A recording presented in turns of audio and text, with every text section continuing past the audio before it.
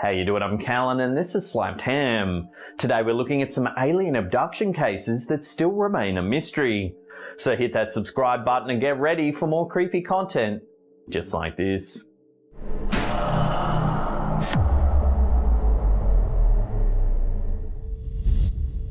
What happens when a believer knows too much? In the case of brilliant mechanic Granger Taylor, it appears as though extraterrestrial forces may have taken action. Well known around Vancouver Island, Taylor was a fixture in the community as a genius mechanic, great with cars and other side projects. Having dropped out of school at just age 14, Taylor knew where his talents in life resided. At the young age of 14, Taylor was able to build a one-cylinder vehicle all on his own. Dedicating his life to furthering his understanding of mechanics, Taylor had another mania. Whether it was his vehicular knowledge alone or his having paired it with a belief in life on another planet cannot be said, but Taylor made it known he had created a shelter similar looking to that of a classic depiction of a UFO, complete with everything he could possibly need to live, including furniture and appliances. As time went on, it became clear that Taylor was obsessed with extraterrestrial life forms and alleged real alien sightings. Taylor made it known that he supposedly experienced contact from aliens almost constantly, and that said aliens promised to bring him to space. Taylor was just 32 years old when he disappeared in 1980.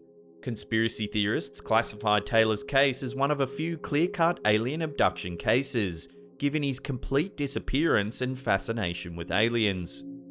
Further compounding the evidence for this theory is the note Taylor left his parents the night he disappeared.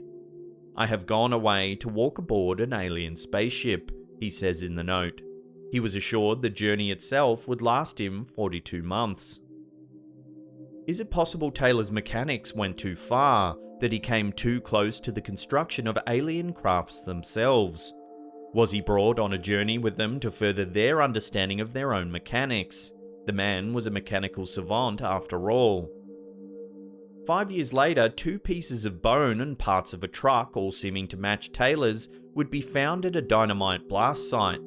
With the blast site being located near to the family's property, and as Taylor was alleged to have taken sticks of dynamite with him from his parents' home that night he disappeared, it seems highly possible that Taylor met his tragic end on that site. Believers and followers of alien abduction, however, know cases such as Taylor's all too well, and his exact fate is still a mystery to this day.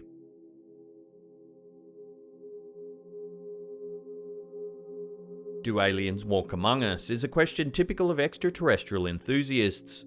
But what about human-alien hybrids hiding among us, virtually human in appearance? This is the question the story of one anonymous Montreal woman begs one to ask. According to Lisa herself, 6'3" with striking blonde hair and green eyes, she is the product of alien insemination and walks the earth while being regularly visited by aliens. She explains in a video posted by YouTube channel Earth Mystery News that her mother initially underwent a normal pregnancy. However, she believes that about a month before she was to give birth to a healthy baby boy, her mother was visited by 2 aliens. After allegedly hearing them discuss whether or not they believed Lisa's mother to be ready, Lisa's mother noted the presence of a metallic object jutting out of the wall. Perhaps thinking nothing of the event or believing it was a dream, the alleged alien visitation would go unnoticed until Lisa's mother was in the delivery room. Having given birth to a healthy baby boy, Lisa's mother was surprised when the doctors came back in for another delivery, not having been alerted to the presence of twins in the womb for the entire duration of the pregnancy. What followed was the birth of Lisa, already the product of odd beginnings. She would grow up to allege contact with many UFOs over the years and claim clairvoyance, believing she is the byproduct of her mother's insemination by an alien father. This would make Lisa half human, half alien according to her own story, and account for her seemingly frequent alien encounters and extraterrestrial powers. Believing she's been planted on Earth for a special purpose, Lisa also believes many and more human-alien hybrids, products of alien abduction cases, walk among us today.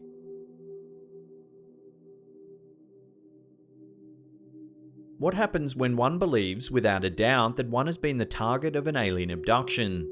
Despite the odds and in spite of a climate of non-believers, one Sheffield family believes it's their duty to speak their truth, regardless of how the rest of the world sees them.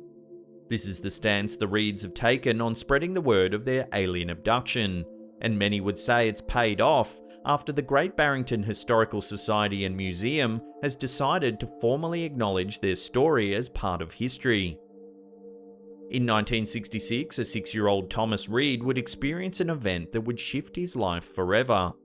In his childhood bedroom, Reed remembers bits and pieces of what happened to him. He remembers the odd lights illuminating his room, the inexplicable figures in the hall, and suddenly being transported to the woods, face to face with a UFO with his younger brother Matthew. The boys would go on to experience a similar event the following year, accumulating in their mother finding the boys in the woods once more after searching for them on horseback. Years later, the mother and grandmother would also experience their own alien encounter. The mother recalls being stranded on the side of the road after her car had broken down. The next thing she recalls was being transported to a giant room with alien figures placing them in a cage. Their collective memory cuts out there. The next thing they remember is being placed back near their car. The Reeds have faced backlash over perpetuating their story over the years, but Thomas and Matthew have resolved to follow their mother's maxim, speak the truth. So they've gone on to talk about the story that has impacted his family for decades. Dealing with post-traumatic stress has not been easy for the family. Dealing with non-believers has been almost equally as strenuous. The Reeds are aware of how their story sounds and admit they would rather not have to perpetuate the story. However, they stand firm that their account of these strange events is the truth, and the truth must be told. With 3 of the 9 voting members of the Great Barrington Historical Society and Museum remaining skeptical of the Reeds' story, their alien abduction cases have nevertheless become immortalised as part of local history, and hopefully do something to ease the pain of those traumatic memories.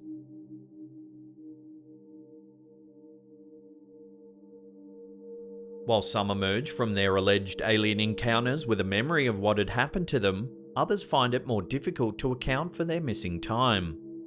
It's unclear why some remember these events more easily than others, but in the case of Christina Florence, it would take a little coaxing to fill in the gaps of her memories. Christina's story begins in 1974, with her mother driving her and her sister to San Francisco. On the way, the car overheats. Christina and her sister are left with the car as the mother leaves to get water. Christina's sister exits the car, walks around to the back, and shouts for her sister to come quickly. Christina runs over and her memory goes blank. She remembers waking up on a blanket, lying down in the park, and then driving away with her mother extremely quickly. For the longest time, the sisters remembered only the bare bones of what had happened that night and nothing else.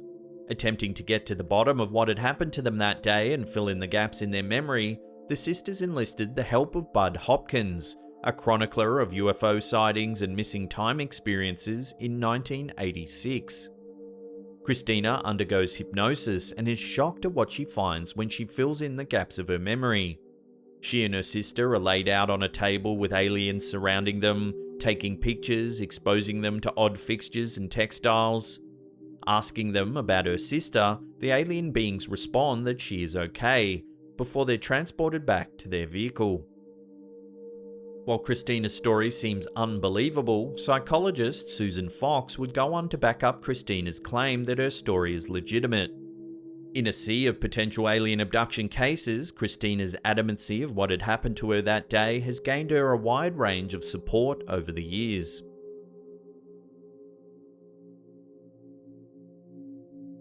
Before we get to that number 1 spot and take a look at a case where a man claims to have lost his virginity to an alien, remember to hit that subscribe button and tickle the bell icon. That way you'll be notified about all our latest scary and creepy content.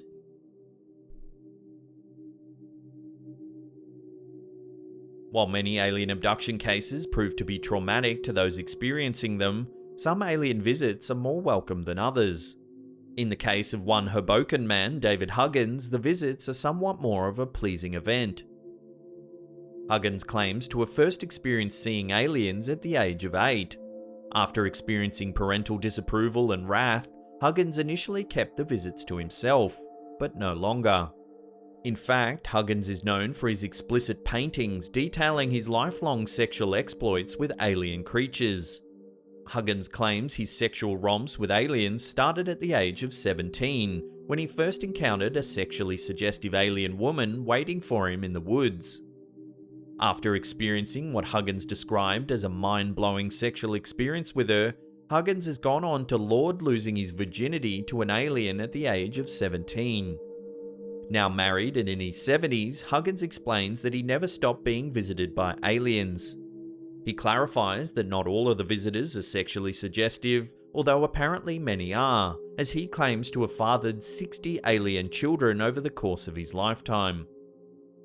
In a documentary titled Love and Sources, Huggins proudly displays the lurid paintings he's composed as an ode to these alien love encounters. Whether or not one gives any credence to Huggins' story, the output of his work centered on the theme is truly prolific, delightfully absurd, and highly worth seeing for oneself. If you want to see some weird UFO footage, then click that link on the top there. Otherwise, there's a scary playlist there for you to binge on. Now, in the comment section below, let us know whether you believe these alien abduction stories or whether you believe in aliens in general. Love to hear your opinions on this fascinating topic. And that's it for me. I'll see you all next time.